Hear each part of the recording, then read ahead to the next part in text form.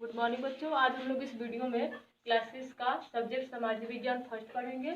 इसमें हम लोग लेसन 4 आरंभिक नगर पढ़ेंगे। इससे पहले हम लोग ये जाने हैं कि किस प्रकार से प्रारंभिक मानव ने अपना जीवन आगे बढ़ाया, किस प्रकार बचने की प्रक्रिया अपनाई और किस प्रकार से झोपड़ी और मकान बनाए। आज हम लोग ये जानेंगे कि मानव सभ्यता यानी नगरीय सभ्यता किस तरह से हमारे उपमहाद्वीप में विकसित हुआ। इसमें हम लोग हड़प्पा की कहानी एक स्थान से इसका उदाहरण लेंगे। हड़प्पा जो है वो संथर सभ्यता के एक स्थान का नाम है और ये जो सभ्यता है यह 4700 साल पहले विकसित हुई थी। और इस सभ्यता में ये सभ्यता जो है वो जो आधुनिक पाकिस्तान है उस समय पंजाब का क्षेत्र था। वहाँ पे कुछ लोग रेल लाइनें बिछाने का काम कर रहे थे। वहाँ के इंजीनियरों को इस हड़प्पा स्थान से इमारतों में कुछ ईंटें, पक्की ईंटें मिली और उन्हें ये ईंटें अच्छी किस्म की लगी। इसलिए उन लोगों को ये लगा कि ये ईंटें रेल लाइनें बिछाने के काम में आ सकती है और यहाँ इस स्थान से हजारों ईंटों का उपयोग रेल लाइनों में किया गया। उसके बाद 80 साल बाद जब पुरातत्वविदों को इस स्थान के बारे में पता चला तो उन लोगों ने इस स्थान का निरीक्षण किया और यहाँ से अनेक जानकारियाँ इकट्ठा की। इस नगर की जो मुख्य विशेषता थी वो इस प्रकार है। इस नगर के सभी भागों को मुख्य रूप से 2 भागों में बांटा जाता था। पहला जो था पश्चिमी भाग को ऊंचाई वाले भाग में और निचले हिस्से जो था पूर्वी भाग उसको निचले हिस्से में बांटा जाता था। जो ऊंचाई वाला भाग था उसको नगर दुर्ग कहा गया और जो पूर्वी भाग था निचला हिस्सा उसको निचला नगर कहा गया।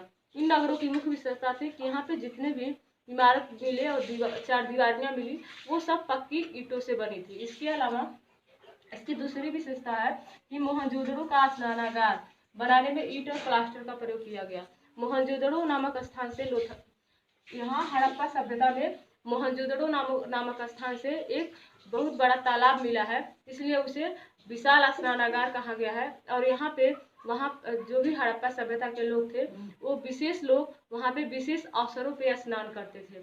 इस स्नानागार की मुख्य विशेषता जो है, इस स्नानागार की लंबाई जो है वो 11.88 मीटर है, चौड़ाई जो है 7.01 मीटर है और गहराई जो है वो 2.43 मीटर है।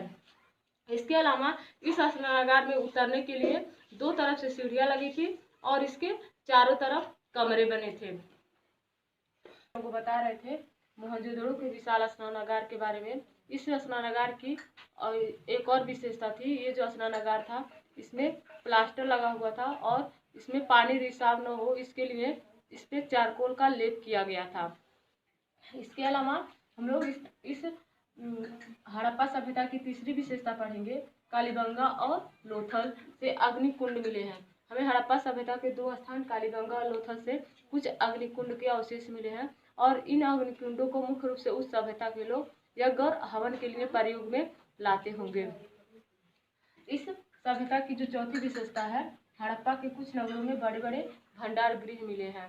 हड़प्पा के कुछ नगरों में बड़े बड़े भंडार गृह मिले हैं, जैसे मोहनजोदड़ो, कालीबंगा और लोथल नामक स्थान से कई अन्नागार यानी भंडार गृह मिले हैं और इन भंडार गृहों का प्रयोग मुख्य रूप से हड़प्पा सभ्यता के लोग अनाजों को सुरक्षित रखने के लिए करते होंगे और व्यापार के लिए प्रयोग में लाते होंगे। इस सभ्यता की और विशेषता ये थी कि यहाँ पे जितने भी इमारतें मिली हैं वो सब पक्की ईंटें से मिली हैं और वो ईंटें बहुत ही अच्छी किस्म की हैं, इसीलिए हजारों वर्ष बाद भी आज तक सुरक्षित हैं। हम लोग इस वीडियो में तीसरा टॉपिक पढ़ेंगे, हड़प्पा सभ्यता में भवन, नाले और सड़कों का निर्माण किस प्रकार हुआ था।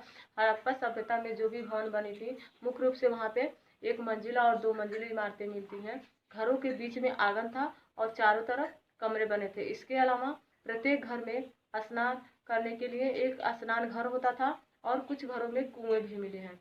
जो भी इस सभ्यता में नाले बने थे, प्रायः घरों के सभी नालों को सड़कों के बड़े नाले से जोड़ दिया जाता था और नालों को ढक दिया जाता था और नालों को साफ करने के लिए जगह जगह पर बड़े नाले में मेन होल बनाया जाता था ताकि नालों को आसानी से सफाई कर दिया जाए।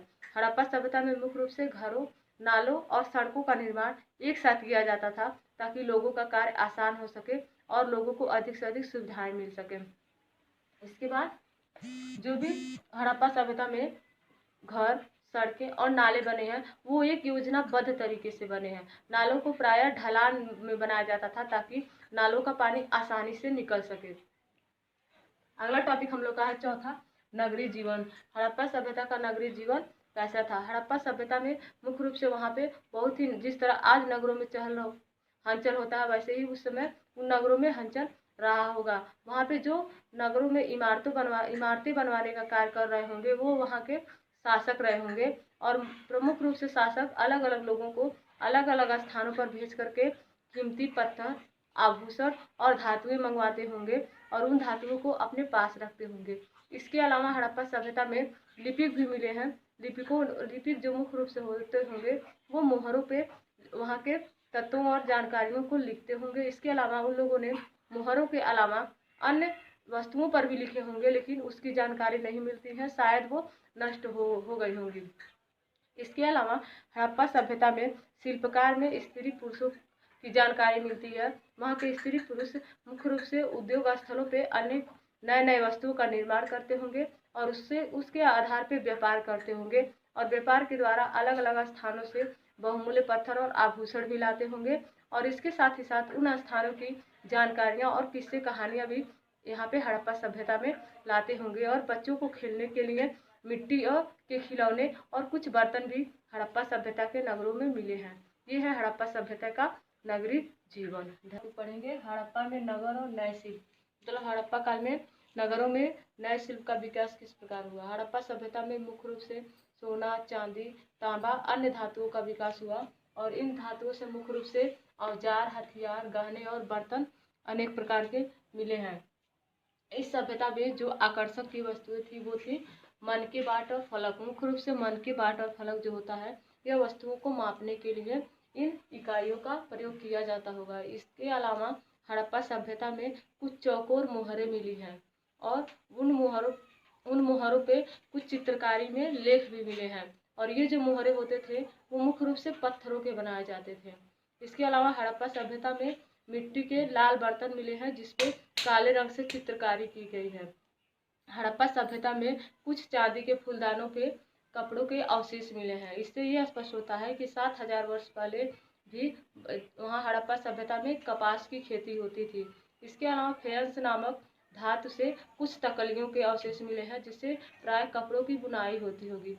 फेयंस मुख्य रूप से एक धातु था जो मुख्य रूप से बालू और स्फटिक पत्थरों के चूर्ण और गोंद को मिलाकर बनाया जाता था और इन पत्थरों को पर लेप लगाया जाता था जो मुख्य रूप से बाद में तैयार होने के बाद नीले और समुद्री हरे रंग के दिखते थे। इसके बाद हमारा जो अगला टॉपिक है वो है कच्चे माल की खोज। जब हड़प्पा सभ्यता के लोगों ने नया नया विकास शुरू किया तो उन्हें अब अधिक से अधिक मात्रा में कच्चे माल की आवश्यकता पड़ने लगी।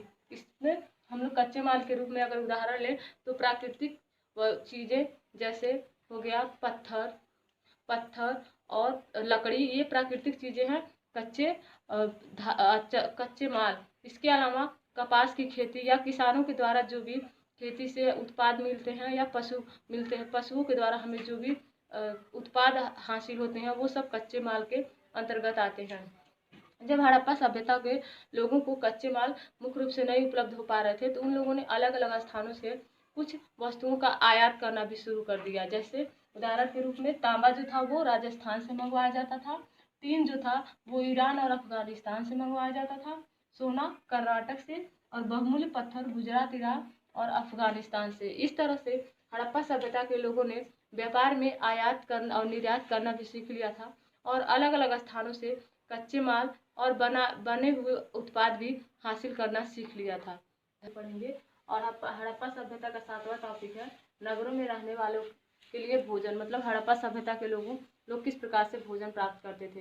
हड़प्पा सभ्यता में भी मुख्य रूप से कुछ लोग गाँव और नगरों में रहते थे। गाँव के किसान मुख्य रूप से खेती और पशुपालन करते थे और उन्हीं के द्वारा अनाज नगरों में भिजवाया जाता था। हड़प्पा सभ्यता में मुख्य रूप से गेहूँ, दालें, मटर, धान, तिल और सरसों जैसे फसलें उगाए जाते थे। इसके अलावा वहाँ के जो लोग थे वो लोग बेर जैसे फलों को इकट्ठा करते थे और कुछ जानवरों का शिकार करके अपना भोजन प्राप्त करते थे और इसके अलावा मछलियाँ भी पकड़ने का काम करते थे।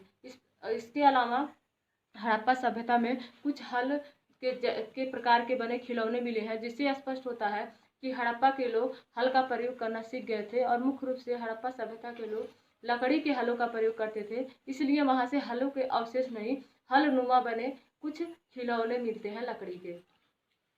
8वां टॉपिक है गुजरात में हड़प्पा कालीन नगर का सूक्ष्म निरीक्षण। हड़प्पा गुजरात में भी पाकिस्तान और पंजाब के अलावा गुजरात में भी हड़प्पा सभ्यता के वस्तुओं के कुछ अवशेष मिले हैं और ये स्थान दो स्थान है गुजरात के जहाँ से अवशेष मिले हैं, धौलावीरा और लोथल।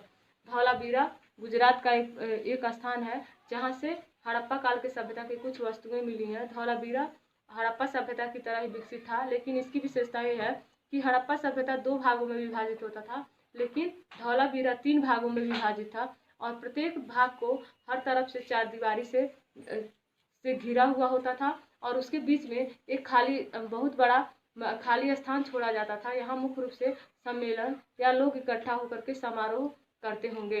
इसके अलावा दूसरा है लोथल। लोथल जो था वो हड़प्पा काल का एक व्यापारिक केंद्र था और यहाँ से मुख्य रूप से कुछ बहुमूल्य पत्थर, औजार और मनके, अनेक प्रकार के मनके, भंडार गृह और औद्योगिक केंद्र पाए गए हैं, जिससे स्पष्ट होता है कि लोथल एक व्यापारिक केंद्र रहा होगा और यहाँ से लोग व्यापारिक वस्तुओं को प्राप्त करते होंगे। अगला टॉपिक हम लोग का है सभ्यता के अंत का रहस्य। आज तक पुरातत्वविदों ने इस सभ्यता का अंत कैसे हुआ इसकी कोई विशेष जानकारी हमें नहीं मिली है। अलग अलग इतिहासकार इसकी अलग अलग पुष्टि करते हैं। कुछ लोग कहते हैं कि यहाँ के लोगों का धीरे धीरे पतन हो गया, यहाँ पे जो भी व्यवस्था थी वो धीरे धीरे नष्ट हो गई, और कुछ कहते हैं कि यहाँ पे नदियों के द्वारा बाढ़ आई जिससे यहाँ की अर्थव्यवस्था और यहाँ के लोगों की इमारत पूरी तरह से ध्वस्त हो गए, नष्ट हो गए। लेकिन कुछ भी अभी तक स्पष्ट नहीं हो पाया है कि इस सभ्यता का पतन किस प्रकार से हुआ, लेकिन ये तो स्पष्ट है कोई न कोई कारण था, या तो बाढ़, महामारी या उस दूसरे लोगों का वहाँ पे आक्रमण, जिसके द्वारा यहाँ की व्यवस्था पूरी तरह से ध्वस्त हो गई और यह 3900 साल बाद यहाँ पे कोई सभ्यता, नई सभ्यता या नए लोगों ने अपना काम धंधा नहीं शुरू किया। इसके बाद 14 साल बाद फिर अलग अलग सभ्यताएं विकास में आई। ये पाठ समाप्त हुआ।